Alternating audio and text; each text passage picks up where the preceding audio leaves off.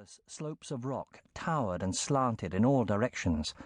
Some of it was hard and steep, some of it piled and rubbly, and none of it had much shape.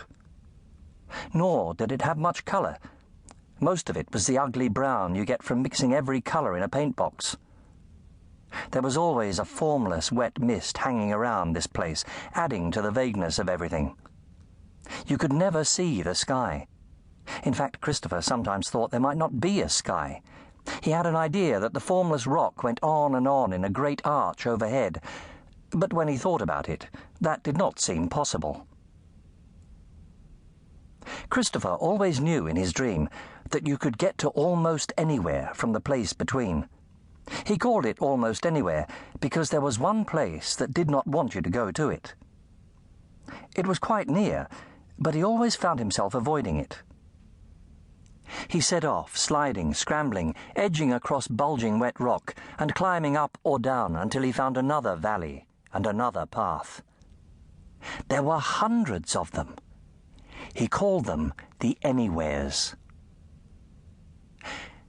The Anywheres were mostly quite different from London. They were hotter or colder, with strange trees and stranger houses. Sometimes the people in them looked ordinary. Sometimes their skin was bluish or reddish, and their eyes were peculiar. But they were always very kind to Christopher. He had a new adventure every time he went on a dream. In the active adventures, people helped him escape through cellars of odd buildings, or he helped them in wars, or in rounding up dangerous animals. In the calm adventures, he got new things to eat, and people gave him toys. He lost most of the toys as he was scrambling back home over the rocks, but he did manage to bring back the shiny shell necklace the silly ladies gave him, because he could hang it around his neck. He went to the Anywhere with the silly ladies several times. It had blue sea and white sand, perfect for digging and building in. There were ordinary people in it, but Christopher only saw them in the distance. The silly ladies came and sat on rocks out of the sea and giggled at him while he made sandcastles.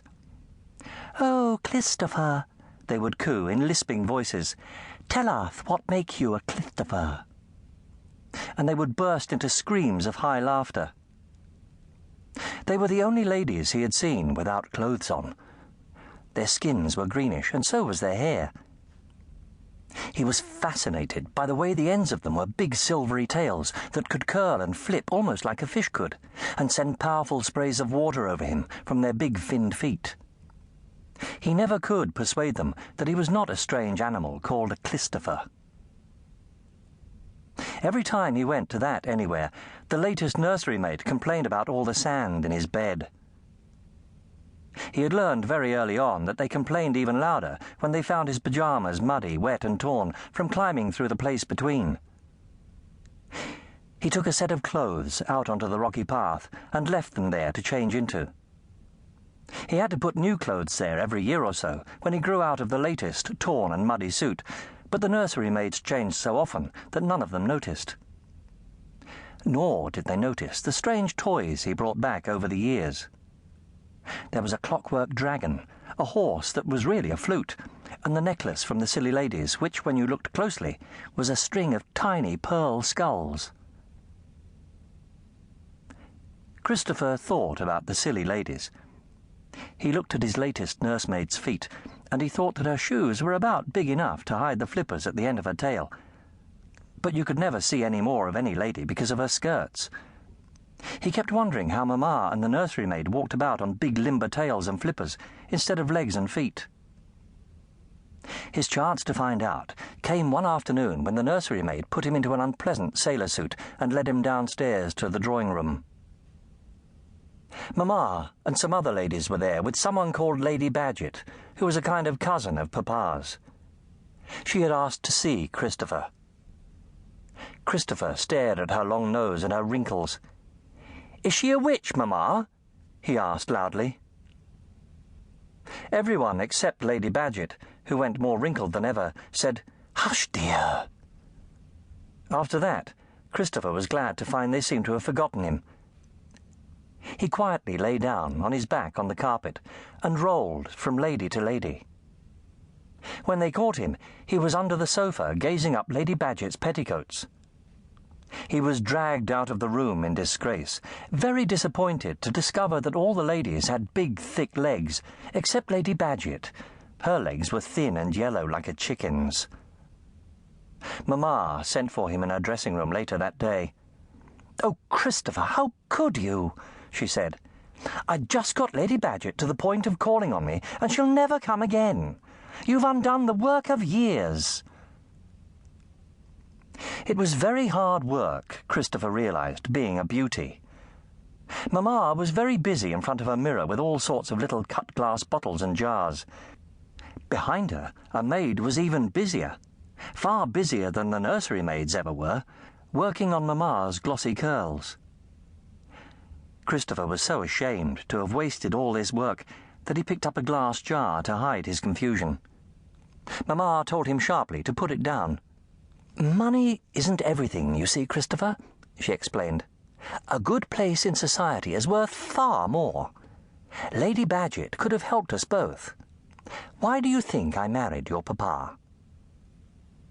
Since Christopher had simply no idea what could have brought Mamma and Papa together, he put out his hand to pick up the jar again. But he remembered in time that he was not supposed to touch it, and picked up a big pad of false hair instead. He turned it around in his hands while Mamma talked. "You are going to grow up with Papa's good family and my money," she said. "I want you to promise me now that you will take your place in society alongside the very best people. Mamma intends you to be a great man. Christopher, are you listening?" Christopher had given up trying to understand Mamma. He held the false hair out instead. "What's this for?" "Bulking out my hair," Mamma said. "Please attend, Christopher. It's very important you begin now, preparing yourself for the future. Put that hair down." Christopher put the pad of hair back. "I thought it might be a dead rat," he said. And somehow Mamma must have made a mistake, because, to Christopher's great interest, the thing really was a dead rat. Mamma and her maid both screamed. Christopher was hustled away while a footman came running with a shovel. After that, Mamma called Christopher to her dressing room and talked to him quite often. He stood, trying to remember not to fiddle with the jars, staring at his reflection in her mirror, wondering why his curls were black and Mamma's rich brown, and why his eyes were so much more like coal than Mamma's. Something seemed to stop there ever being another dead rat, but sometimes a spider could be encouraged to let itself down in front of the mirror whenever Mamma's talk became too alarming. He understood that Mamma cared very urgently about his future. He knew he was going to have to enter society with the best people, but the only society he had heard of was the Aid the Heathen Society that he had to give a penny to every Sunday in church, and he thought Mamma meant that. Christopher made careful inquiries from the nursery maid with the big feet. She told him heathens were savages who ate people. Missionaries were the best people, and they were the ones heathens ate. Christopher saw that he was going to be a missionary when he grew up. He found Mamma's talk increasingly alarming. He wished she had chosen another career for him. He also asked the nursery maid about the kind of ladies who had tails like fish.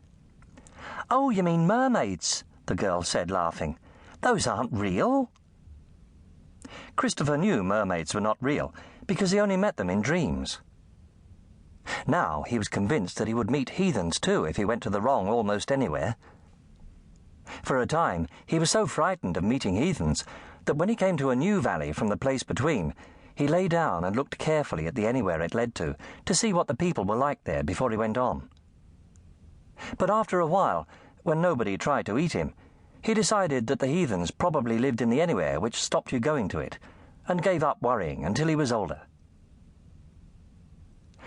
When he was a little older, people in the anywheres sometimes gave him money.